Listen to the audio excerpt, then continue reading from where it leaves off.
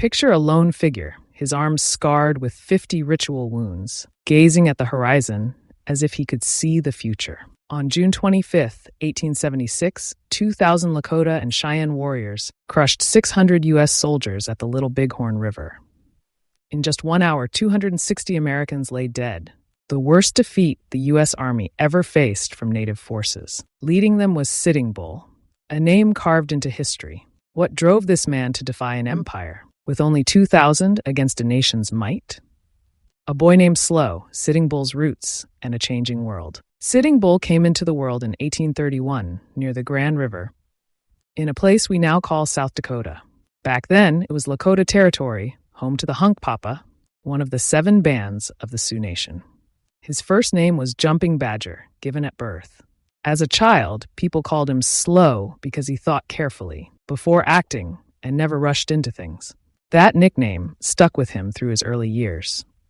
But at 14, everything changed. In a fight against a rival tribe, he proved his courage, striking down an enemy with skill and fearlessness. His father saw this and gave him a new name, Tatanka Iotake, which means Sitting Bull in the Lakota language. It was a name that carried weight, a symbol of power and unshakable strength, like a buffalo standing firm against the wind. This was no ordinary time to grow up.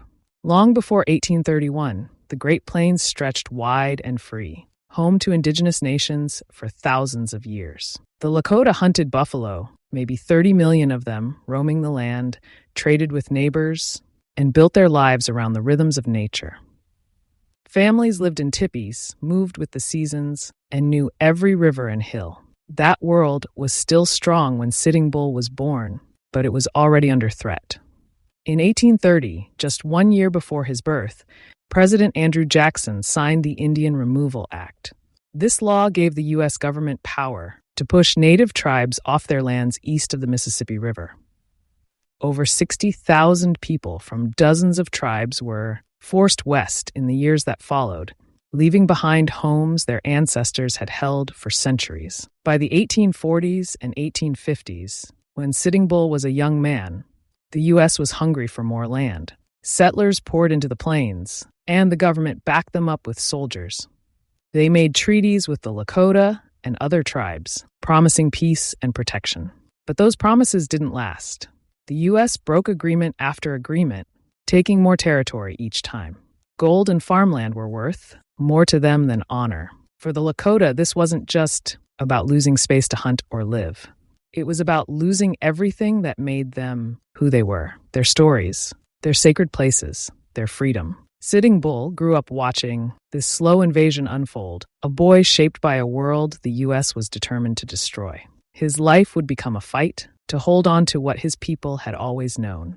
Standing firm, Sitting Bull's fight for his people. By the 1860s, Sitting Bull had grown into a leader his people could count on. He was in his 30s, strong and sharp, with years of battle behind him. He wasn't just a warrior swinging a weapon. He was a spiritual guide, someone who carried the hopes and prayers of the Lakota. The U.S. government was closing in, trying to squeeze Native tribes onto smaller and smaller patches of land. Sitting Bull saw this wasn't about survival alone. It was about protecting a way of life that had lasted for generations. Things got worse in 1874, when gold was found in the Black Hills. This wasn't just any land. It was a sacred place to the Lakota, a heart of their world, promised to them forever by the Fort Laramie Treaty of 1868. The U.S. had signed that deal, but now they wanted the gold more than their word. They ordered the Lakota to leave the Black Hills and move to reservations, fenced-in spots where they'd be watched and controlled. Sitting Bull said no. He told his people, "I'd rather die fighting than live as a prisoner on my own land." That wasn't just talk, he meant it, and he backed it up. The Fort Laramie Treaty was serious business. Signed on April 29, 1868, it set aside 60 million acres for the Sioux Nation, including the Black Hills. The U.S. Congress approved it, and the deal was clear. This land belonged to the Lakota for as long as the grass grows and the rivers flow. That promise held for 6 years. Then in 1874, a U.S. expedition led by George Custer confirmed gold in the hills. Suddenly, thousands of miners flooded in, over 15,000 by some counts, breaking the treaty without a second thought. The government didn't stop them. Instead, they sent soldiers to force the Lakota out. By 1876, they demanded all Sioux bands report to reservations or be hunted down. Sitting Bull knew what was at stake. The Black Hills weren't just dirt and rock. They were where the Lakota went to pray, to connect with their ancestors. Losing them meant losing their spirit. Sitting Bull didn't fight blindly. He understood his people's rights under the treaty, rights the U.S. had agreed to on paper. He also had something deeper, a vision that guided him. One night, he dreamed of soldiers, falling upside down into his camp, tumbling from the sky like dead birds. To the Lakota, dreams like this weren't random. They were messages, signs of what was coming. Sitting Bull took it as a promise of victory, and he shared it with his warriors.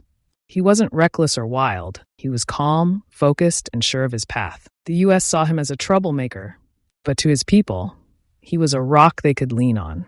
In 1876, over 7,000 Lakota, Cheyenne, and Arapaho gathered under his leadership, ready to stand against the soldiers. They weren't just fighting for land. They were fighting for their future, and Sitting Bull was the one holding them together. Triumph at Little Bighorn, a day of defiance. On June 25, 1876, the Little Bighorn River ran through a valley in Montana, quiet and steady. Along its banks, over 7,000 Lakota, Cheyenne, and Arapaho people had set up camp, including about 2,000 warriors ready to protect their families. General George Custer, leading 600 U.S. soldiers from the 7th Cavalry, rode in that day thinking he had the upper hand. He was wrong. Custer split his men into 3 groups, planning to trap the camp from different sides. He didn't know how many warriors waited for him or how determined they were.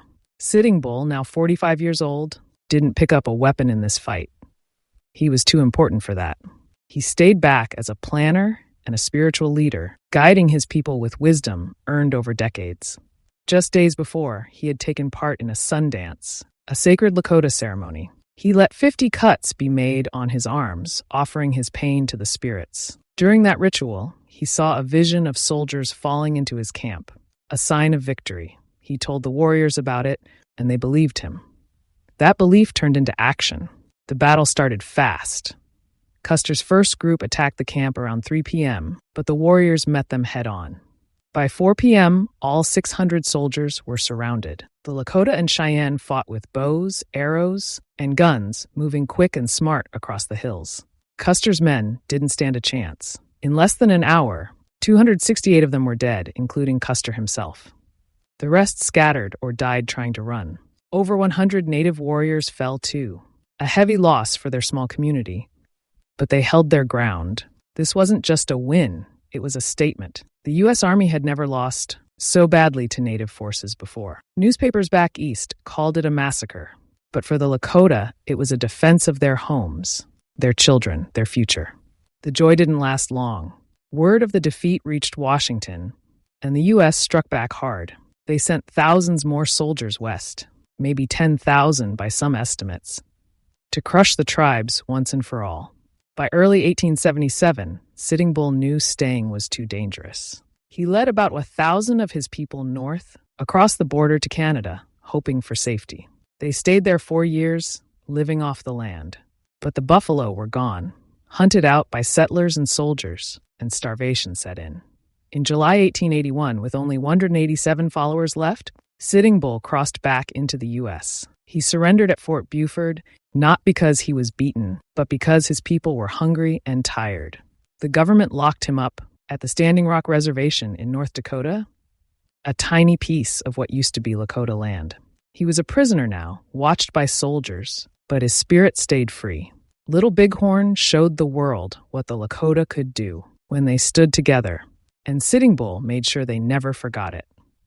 The final stand, Sitting Bull's last years and lasting echo. By 1885, Sitting Bull was in his 50s, living on the Standing Rock Reservation in North Dakota. Life there was hard, with the U.S. government controlling every move the Lakota made. That year, he got a chance to leave for a while. Buffalo Bill Cody, a famous showman, invited him to join his Wild West show. Sitting Bull agreed and traveled across the United States and even to Europe. He rode horses and sat in front of huge crowds, sometimes 10,000 people at a time, who paid to see a real Lakota chief. He earned $50 a week, a lot of money, when a typical worker made less than $10, but he didn't enjoy it. The show turned him into a spectacle, not a person. He saw how the white audiences cheered for him, but didn't care about his people's struggles.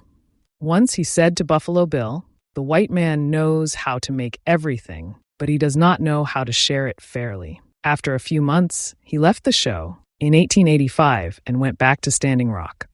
He wasn't there to perform anymore. He was there to keep fighting for the Lakota. Back home, Sitting Bull never stopped speaking out.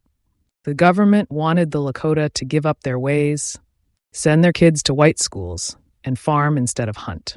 Sitting Bull refused to let that happen. He told his people to hold on to their language, their ceremonies, their pride. By 1890, a new hope was spreading through Native communities. It was called the Ghost Dance, a spiritual movement that promised the buffalo would return and the white settlers would leave. Thousands of Native people, maybe 25,000 across the West, joined in, dancing and praying for a better future. The U.S. agents at Standing Rock got nervous. They thought Sitting Bull, with his strong voice and history of resistance, was behind it. On December 15, 1890, they sent 43 Indian Agency police to arrest him at his cabin. It was early morning, still dark outside. The police broke in, grabbed him, and dragged him out. His family and followers rushed to help. In the confusion, shots rang out. Sitting Bull was hit twice, once in the chest and once in the head. He died right there at 59 years old. His 17-year-old son, Crowfoot, was shot too, killed trying to stand by his father. 8 Lakota and 6 police died in the fight. That day ended Sitting Bull's life, but not his story. The government buried him quick, hoping to erase his power. They were wrong. To the Lakota and other Native people, he became more than a man. He was a symbol of what they could be: strong, unbroken, proud. He had faced 600 soldiers at Little Bighorn and won. He had stared down a nation that took 60 million acres of Sioux land and kept going. His death wasn't a quiet end. It was a loud reminder of what the U.S. had done, breaking treaties and spilling blood to destroy a culture. In 1890 alone, over 300 Lakota were killed at Wounded Knee, just 2 weeks after Sitting Bull died, showing the fight wasn't over. His legacy lives in every Native voice that still rises today, refusing to be silenced. Sitting Bull didn't just resist bullets. He resisted a world that wanted to wipe his people away. Through Lakota eyes, Sitting Bull's true strength. People often think of Sitting Bull as just a warrior, a man who fought with a tomahawk and won a big battle. That's only part of the story. He was so much more. By the 1870s, he was in his 40s, leading over 7,000 Lakota, Cheyenne, and Arapaho at Little Bighorn. He didn't just swing a weapon. He planned every move, like a general, figuring out how to outsmart 600 U.S. soldiers with less gear and fewer guns. He was also a mystic, someone who trusted his dreams to show the way. Before that famous fight in 1876, he saw soldiers falling into his camp during a Sundance, a vision that came true in under an hour. He was a talker, too, a diplomat who brought tribes together when the U.S. wanted them split apart. American leaders like Custer chased land and glory, dreaming of gold and power. Sitting Bull wasn't like that. He wanted to save what his people already had: their land, their buffalo, their way of living. His visions weren't strange or silly. They were a guide, a map through dark times, rooted in Lakota beliefs that went back hundreds of years. History books love to tell Custer's side, calling Little Bighorn his last stand. That's not how the Lakota see it.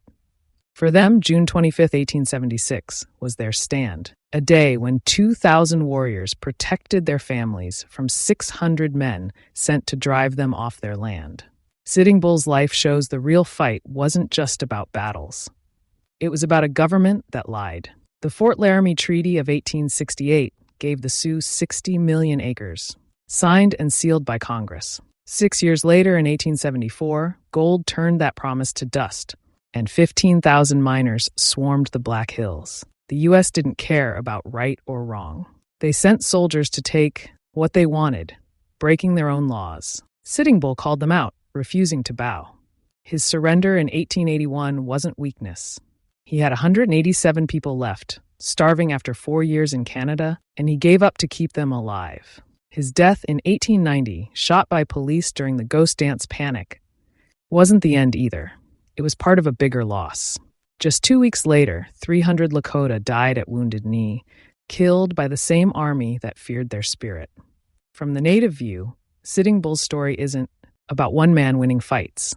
It's about a people who wouldn't break.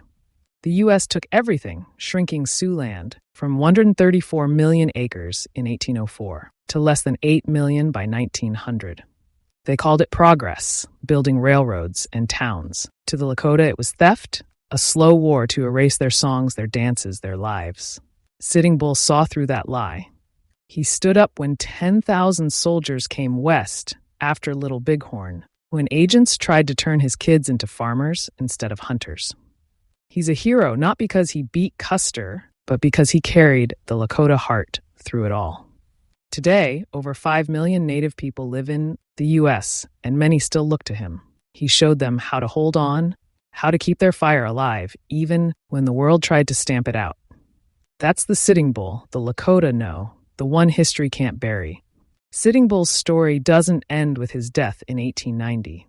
It lives on because he showed what courage really means. He didn't just fight for the 60 million acres promised to his people or the hills where they prayed. He fought for who the Lakota were, their songs, their strength, their right to exist. From the Grand River in 1831 to his last stand at Standing Rock, he faced down an army of 10,000 and a nation that broke every promise. He stood tall against impossible odds, a guardian who never let the flame of his culture die. That's the power of his life. It's not just a tale of battles won or lost. It's a call to remember what's worth protecting. So as we look at a world still wrestling with unfairness, think about this. What can Sitting Bull's refusal to bend teach us about standing firm for what matters? How would you keep his fire burning in your own life today?